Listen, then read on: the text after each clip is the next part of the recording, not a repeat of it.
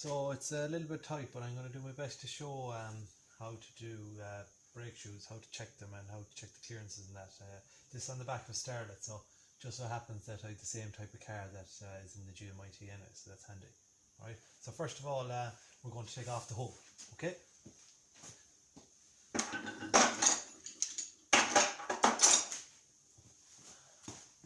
So I'll try and stay out a screenshot as much as I can, and hopefully this will split now.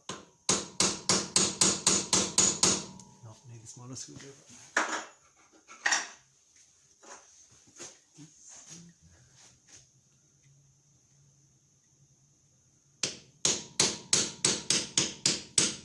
So take off this little dust cap off the bearing first. It should go now.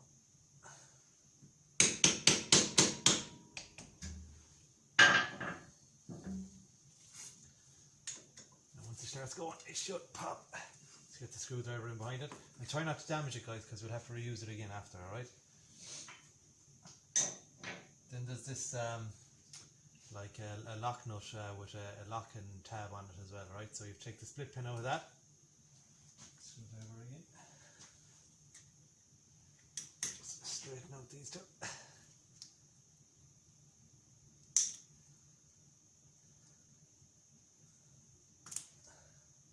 Okay.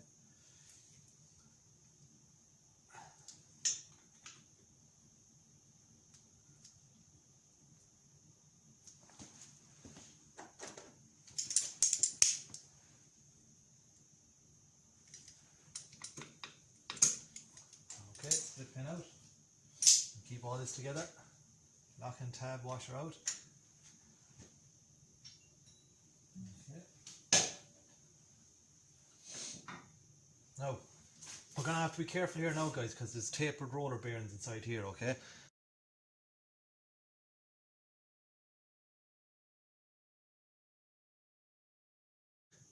And we want to set them when we're putting them back in to set the preload correctly, okay? So I'll show how to do that when we're doing it, okay?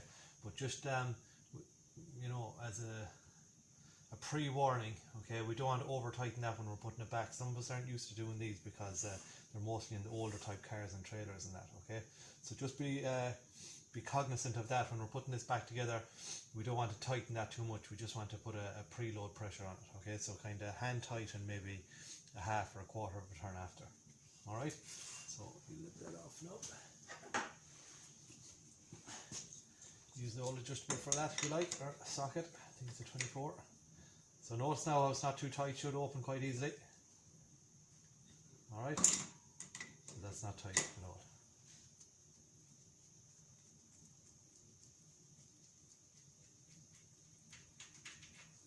Off that comes, keep with the rest. And there should be a little washer inside here. Do the little screwdriver for that on my pot.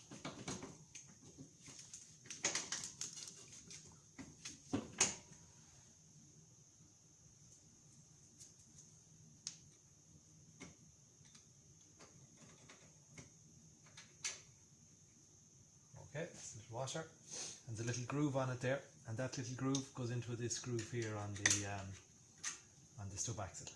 Alright, so that little groove sits on there, and that's basically to stop that washer spinning, because the bearing in here will be spinning, and if the washer spins with it, it'll start threading out the nut that we showed there. So it's just a kind of a little safety thing. Right, hopefully this hub comes off now if the shoes aren't set too tight in the past.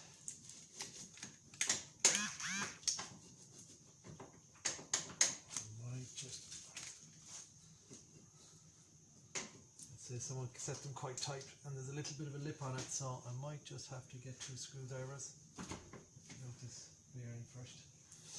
Alright, so I always use clean tools now, lads, when you're popping these out, and be kind of careful enough with them that you're not damaging the face of the bearing, alright? Might get a magnet if this doesn't pop.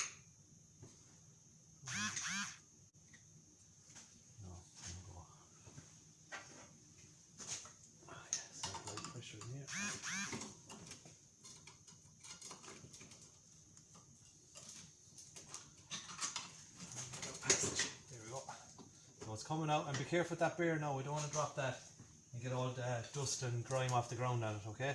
So when you get the hub out, be careful, put your finger on it, just to hold it, okay? So I'll show you now. That's the tapered roller bearing. See this on at an angle, alright?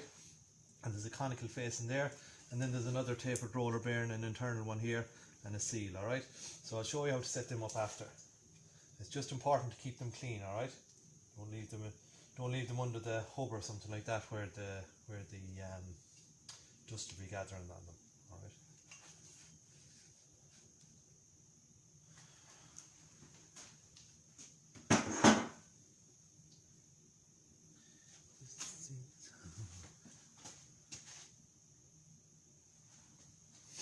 Okay, so there's a couple of checks we can do here now. First, a simple check we can do is pop back these rubbers and make sure that there's no brake fluid behind them. To make sure that the brake cylinder isn't leaking. I might just get a smaller screwdriver for that.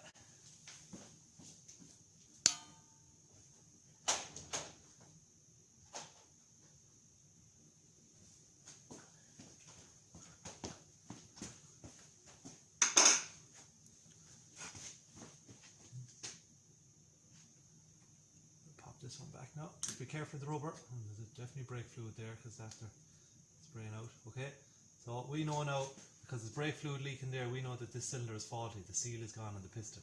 Alright, so that'll definitely have to be replaced. There isn't much sense in checking this one, but you check it in the same way. Alright, so that's faulty anyway.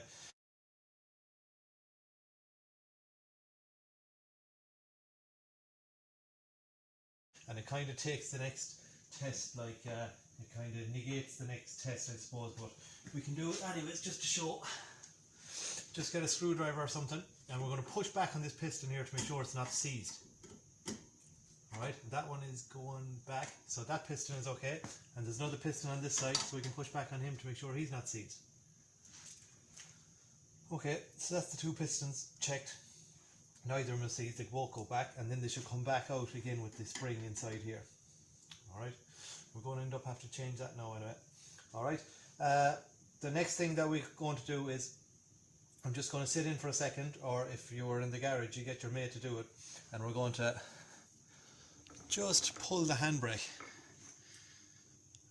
I'm going to pull the handbrake, right, and we're going to make sure that this lever here is moving and it's causing the shoes to spread out a small bit, alright, and that's how you check the handbrake.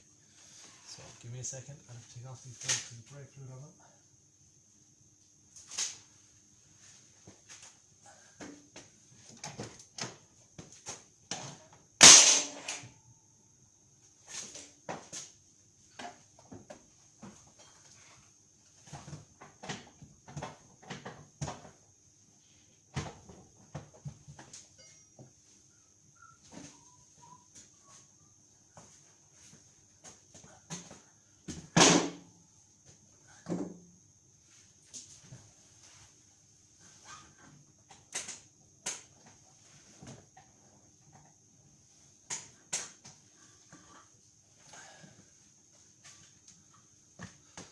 So that should have moved out there a couple of mil.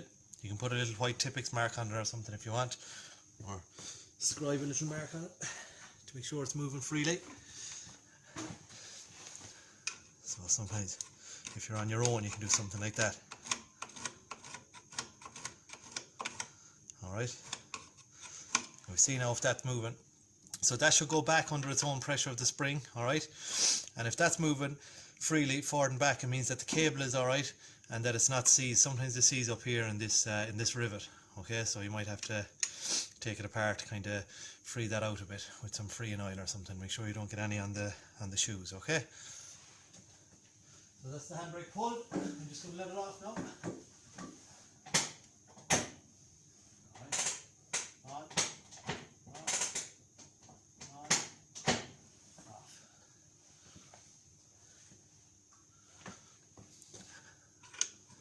Okay, so the little marking is gone there.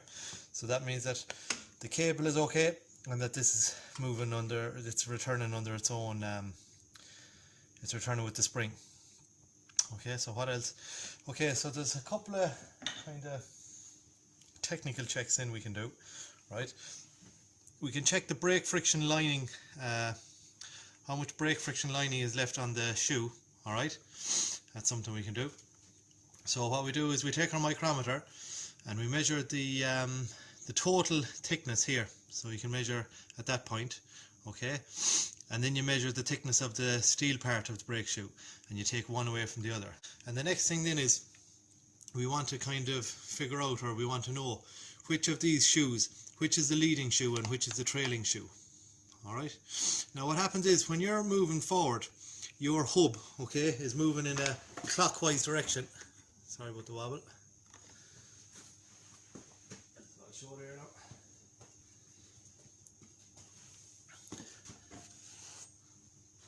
Okay, when we're moving in the forward, alright, your hub is moving that direction, alright, because this is the right hand rear side, so it's going that direction. So if you imagine what happens is,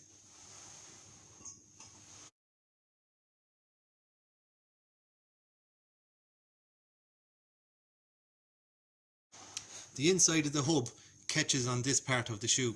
That part of the shoe moves this direction, right? And it starts actually digging into the hub. So it's hard to see with the light there now.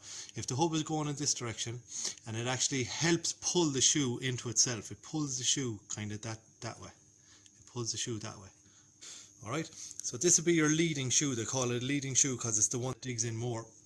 If you imagine this one, as we're moving this way clockwise, it's actually pushing the shoe away from itself. So this is the shoe that does the most braking on this side, okay, the front shoe. So you see that this one generally has a little bit more wear, and this will be what they call the trailing shoe then. Alright, that'll have a little bit less wear. Okay, so that's that. I'm going to show just how to do the kind of clearance measurements on it now, and that'll probably do then. There isn't an awful lot more to it. I might just measure them with the micrometer to show that as well.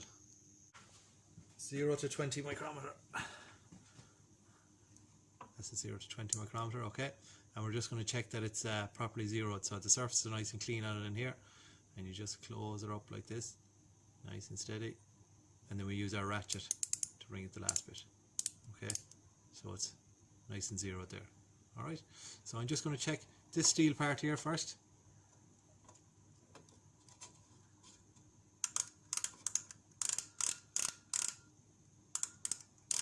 And use the ratchet to check it. Slide her off. So that is, hard to see on the camera, 1.5, 1 point, that's about 1.76 millimeters. Alright, 1.76. So I write that down. And now we're going to check the total distance here.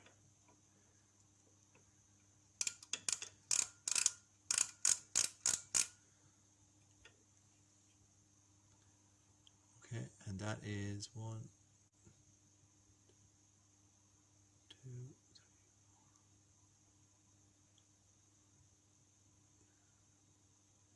So that's 4.14 millimeters.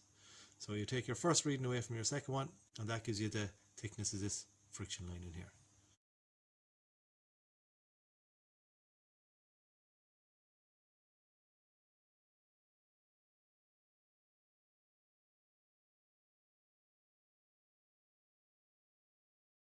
I'm going to show just how to do the kind of clearance measurements on it now. Here we are, guys. This is what they call a brake setting gauge, alright, and it's kind of a fancy ruler, right? And what you can do with this is you can take an internal measurement with this. So we're going to measure the drum with that now in a minute. We're going to measure the internal diameter of the drum, right? And then with this end we're going to measure the external diameter of the shoes, okay? And that way we can set our running clearance to whatever we need it to be. Now it's hard to find a spec for a lot of these running clearances, but we can set it at 2 millimeters or 3 millimeters, whatever we need, okay? A lot of guys do this by feel, and to be honest, generally feel is probably the best way to do it. But if you actually have a spec for it, you can set it to the measurement, all right? So I'll just pull that back for a second.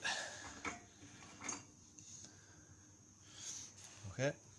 Now I don't know if it's very clear on the phone there, but you can see that there's measurements here on this, all right? So it goes from 0 here. It's actually upside down, is it? Okay, so this is it in millimeters. This would be 160 millimeters here, might be hard to see, and that's the little pointer for the gauge there. all right, down here. So inches at the top, millimeters at the bottom. All right, so all you do basically is hold it up to it like this, and we'll measure the shoe.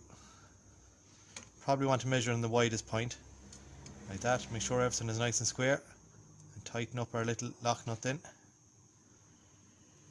All right, off we come, and we're going to say that that is about 179 millimeters, is it?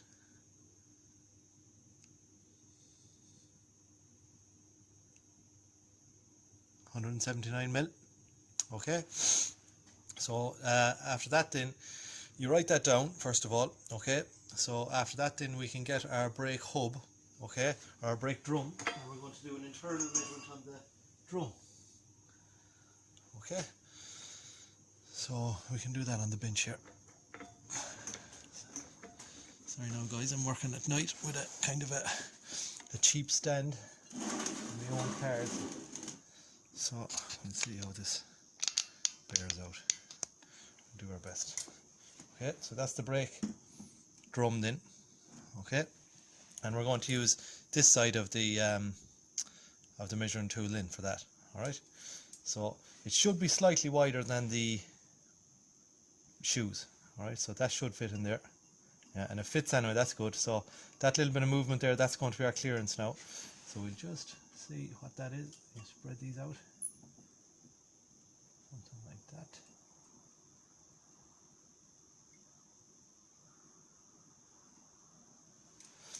Okay, and that's showing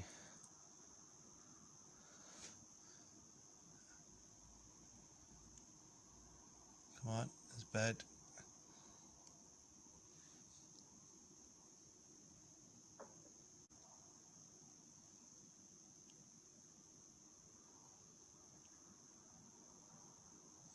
That's showing 180, take my word for it. It's hard to get a good it's showing 180, so the shoes measured 179 and this measures 180, so we have about a millimeter of clearance between the drum and the shoe, and that's probably what's around acceptable.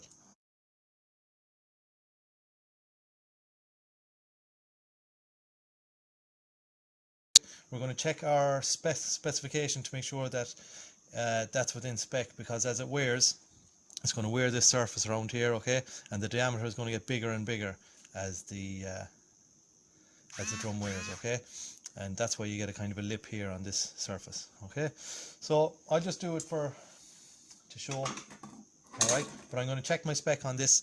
I'll put it in the video just to make sure that the spec, there'll be a maximum spec for that. I presume it doesn't look that worn, so it's probably inside, but if it's over 180 mil, I might have to change it. Sometimes it's written in here the size, or sometimes it's written in here maximum diameter. I can't see anything on that. Sometimes it can be stamped around this outside surface here. I can't see anything. It might be just rusty either, but there'll be a spec for it on auto data anyway. Alright, I just have to be careful of this grit here now and this grease. Alright, so what would you do now is you'd grind off this lip here. Doesn't seem too bad on this, someone must have been at it before. So you'd grind off that lip. Alright, that makes the shoe easy, the drum easy to take on and off. Alright, and I'm aware that we said that the brake cylinder is gone in the back, so we're going to have to do that anyway, but I'll just I'll show how to put this on kind of and how to preload it. Okay,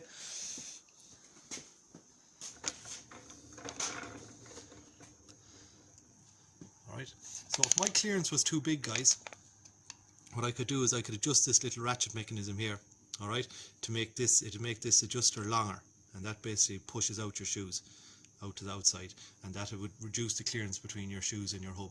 So that's relatively easy. If you can't get your hub on, so if you've no clearance, or if you have an interference fit, then you can let off the ratchet a small bit. There's a little kind of a tab at the back there. You push it back and adjust it back, and yeah, that's it. Like, so you just set your clearance to around 1 to 2 millimeters, or if you have a spec for it, you set it to the spec, and not to that. All right. So you just clean all this off here. That's just a bit of grease. Okay, and we're going to put our hub back on now. Sorry about the wobble again. Right, so it should fit now. Just nice like that. Okay, so just a good fit. I'm going to have to take this off again anyway, like I said, to do the drum. You can clean and re-grease these bearings if you want, that taper roller bearing there.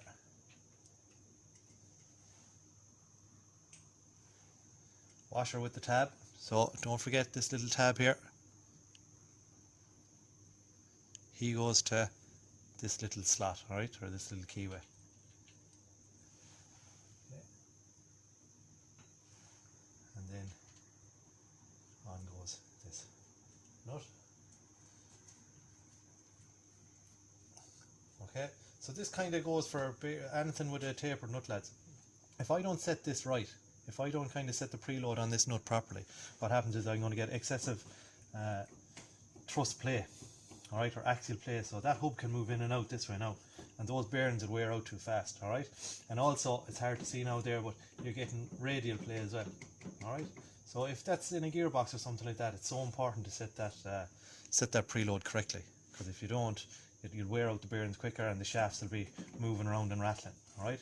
Then if I go over the top on it, if I tighten it too much, it'll burn out the bearings too quick, okay. So it's kind of an important setting now. So I'll just bring it in like this, still can go in by hand. So you take out all the play, alright, so the play is gone out of it there now, just by hand. And then some of the manufacturers have a spec for this, but as a general rule, you give her another tightening after that, right? So let's see, that's at, you could say, probably 4 o'clock.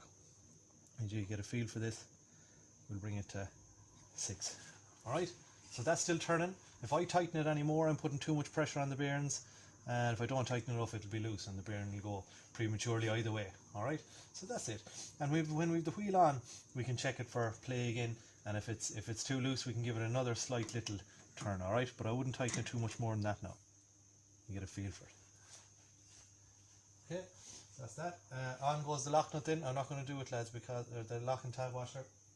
I'm not going to do that because I want to do the brake shoe on this, or the brake cylinder on this side before we put it back together. It's in for the test shortly. Alright, and that's brake shoes. Check the spec, there isn't much more to it. Okay, leading and trailing shoes.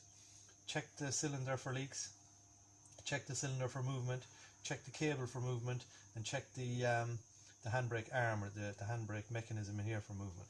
Okay, and there's not that much more to it. When you want to measure the brake shoe friction lining, yeah, you check the spec on that too. I think it's around 1 millimeter minimum, but if you're gone that far, if it's close to 1 mil, you'll be changing it. So what you do is you measure the full shoe, and then you take away the steel backing plate away from it, and that'll give you your friction lining.